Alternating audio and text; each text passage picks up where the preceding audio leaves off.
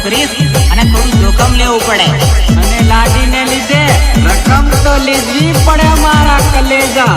એ બી હાથવાની. માંડવે ગલગોટો નાખ્યો રે